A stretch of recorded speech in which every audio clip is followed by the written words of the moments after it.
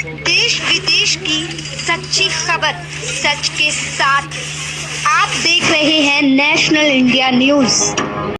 उत्तराखंड में बीते दिनों हुए गोलीकांड के बाद धरने पर बैठे कांग्रेसी नेता तिलकराज। देखिए संवाददाता महेंद्र पाल की यह खास रिपोर्ट। पिछले दिनों रुद्रपुर के समीप स्थित मलसा गिरधरपुर गांव में हुई गोलीकांड के बाद सियासत कुछ और ही गर्मा गई है। पूर्व स्वास्थ्य मंत्री तिलकराज भेड़ उसको लेकर जो है धरने पर है, उनके खिलाफ मुकदमा हुआ है। आइए उनसे जानते हैं किस तरीके से ये मुकदमा हुआ है और क्या क्या उनकी मांगे हैं।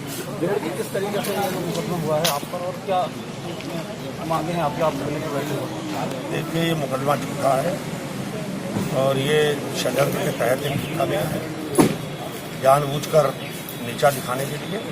जबकि मैंने कोई लॉकडाउन को उल्लंघन नहीं किया। मेरा गांव था, पैतृक पूरी जिम्मेदारी थी गांव में जाना, लोगों को बचाना, लोगों को समझाना, उसका मैंने निर्वाह किया।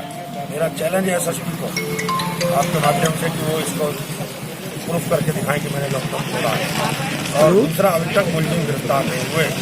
मुलजिम गिरफ्तार होने चाहिए, मुलजिमों की गिरफ्तारी नहीं हुई है।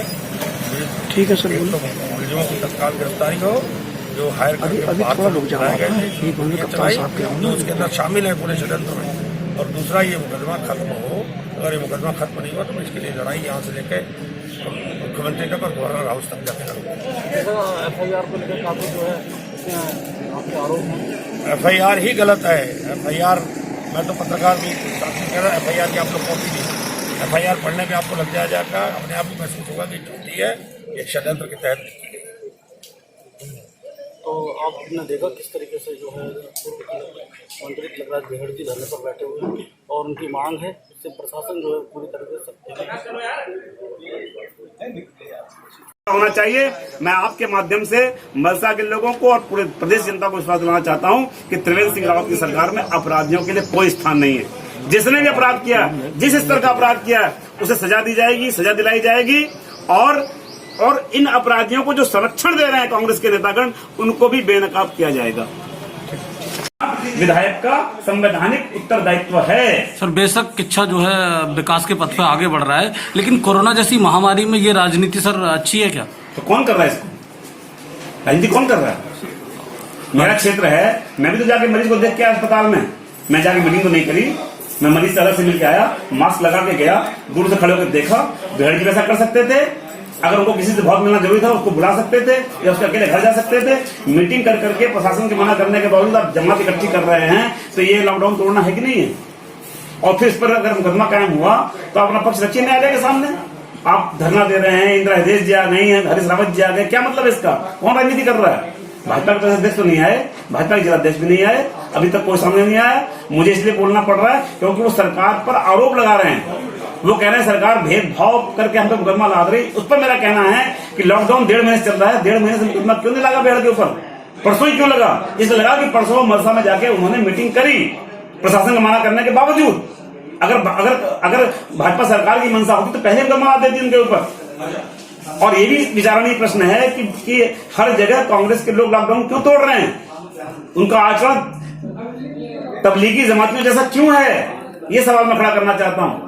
और मैं कहना चाहता हूं कि जो सत्याग्रह की बात कर रहे हैं वो जरा यही बताएं कि मोनू खान जो अपराधी है, कांग्रेस का नेता है, वो क्या महात्मा गांधी जी के अहिंसा परमो धर्म के सिद्धांत को लेकर तमंचा लेके गया था गोली चलाने में? उसको क्यों नहीं निकाला अभी तक पार्टी से?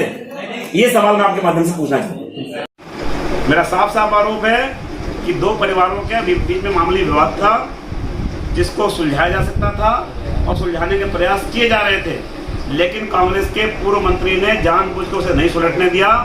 3 दिन तक वो अपना गांव कह रहे हैं वहां गए नहीं। और जब वहां कांग्रेस के एक कार्यकर्ता ने संदिग्ध परिस्थिति में रात में जाकर गोली चलाई, मोनू खान ने, उसके बाद पुलिस प्रशासन के जाने के बाद वहां पहुंचते हैं और लॉकडाउन तोड़ते हैं। इसलिए वो मुकदमा कायम हुआ है। पुलिस के समझाने को माने नहीं। अगर सौरभ बहुगुणा को क्वारंटाइन किया जा सकता है तो उनको रोका जा सकता है। कांग्रेस के लोग सितारगंज से लेकर मैं यहाँ तक दे रहा हूँ रुद्रपुर तक, कांग्रेस के लोग चाहे किच्छा में हो, चाहे सितारगंज में हो, चाहे मलसा में हो, ये लोग खुद लॉकडाउन वैसे ही तोड़ रहे हैं जैसे तबलीगी जमात के लोगों ने वहां से निकल करके मरकज से पूरे देश में फैलाया है मोदी सरकार को फेल करने के लिए, ऐसे ही ये उत्तराखंड सरकार को बदनाम करने के लिए जानबूझकर लॉकडाउन तोड़ रहे हैं ताकि ये महामारी फैल जाए। हम लड़ रहे हैं महामारी कोरोना से और वो लड़ रहे हैं हमसे। मैं इसका जवाब चाहता हूँ और मैं आपके माध्यम से भी कहना चाहता हूँ कि भारतीय जनता पार्टी की सरकार ने उसमें से कुछ आरोपियों को पकड़ लिया है। जो मुख्य आरोपी है उसको जो संरक्षण दे रहा है वो भी उजागर होगा और मुख्य आरोपी भी पकड़ा जाएगा और हम अपराध को किसी कीमत पर यहाँ बढ़ने नहीं देंगे, बर्दाश्त नहीं करेंगे। मलसा कांड में दोषियों को सजा होगी और जो पीड़ित पक्ष है उसके साथ न्याय होगा। ये मैं कहना चाहता हूँ।